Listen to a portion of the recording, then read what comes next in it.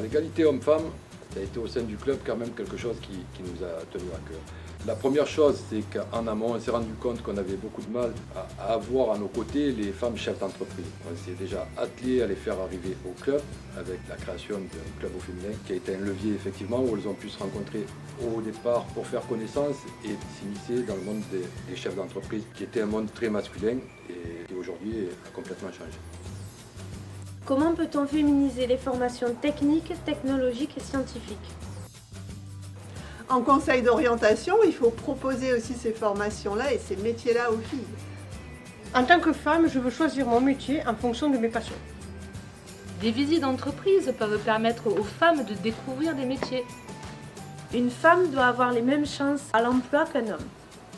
Pour que je puisse travailler sur un métier technique, il faudrait que mon conjoint partage plus de tâches à la maison et que les modes de garde soient plus adaptés.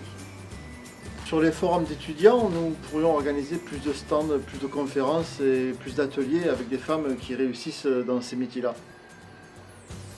Comment peut-on orienter les recrutements en faveur des femmes? Recrutons sur les compétences et les faits sans considérer la notion de genre. Sortons de notre zone de confort en élargissant ses sources de recrutement et en acceptant d'autres trajectoires professionnelles.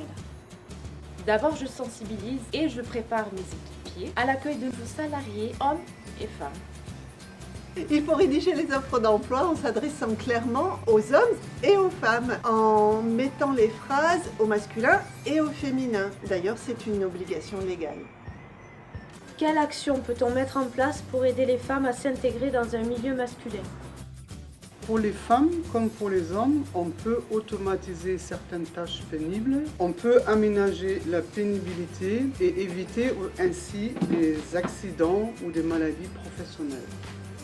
Se faire confiance, pourquoi pas moi. C'est franchir pas à pas les étapes pour s'agrandir dans son métier en étant accompagné par ceux et celles qui savent déjà et qui nous apporteront leur confiance. Vestiaire, toilettes, pénibilité, automatisation de certaines tâches, tutorat, mentorat, apprentissage, qui dans certains métiers dits masculins demandent quelques adaptations à l'arrivée des femmes. Mais ces adaptations apportent aussi beaucoup de points positifs à tous, hommes et femmes bien entendu. Comment aider les femmes à briser le plafond de verre? On doit respecter des quotas de parité sur les postes à responsabilité. En tant que parents, nous nous devons de changer les mentalités par l'éducation. Nous devons casser les codes établis. Une femme peut exercer la même fonction qu'un homme. À compétences égales, pourquoi pas une femme? Il faut accompagner les femmes et leur donner confiance grâce à des réseaux féminins. Quels dispositifs pourraient être mis en place pour favoriser un meilleur équilibre de vie privée et de vie professionnelle?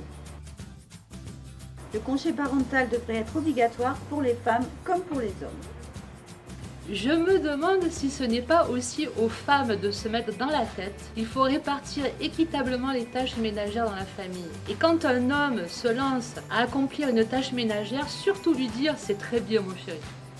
On pourrait instaurer un quota annuel de jours en télétravail pour chaque salarié. Ainsi, on puiserait dans ce quota en cas d'impossibilité de venir travailler, par exemple pour des raisons de garde d'enfants. Les entreprises pourraient faciliter la mise en place de services internes d'aide à la personne. Aide aux devoirs, garderie périscolaire, repassage, réception de livraison, bref, tout ce qui aide les femmes à se libérer du temps pour pouvoir travailler. Les horaires devraient être aménagés en fonction des contraintes de chacun, entreprise comme salarié. On pourrait par exemple insérer dans le dossier d'accueil une petite question. Comment souhaitez-vous repartir vos 35 heures dans la semaine par exemple? C'est la société tout entière qui doit intégrer l'égalité dans le partage des tâches domestiques et familiales. Alors moi je pense que monsieur devrait peut-être se mettre un peu au ménage.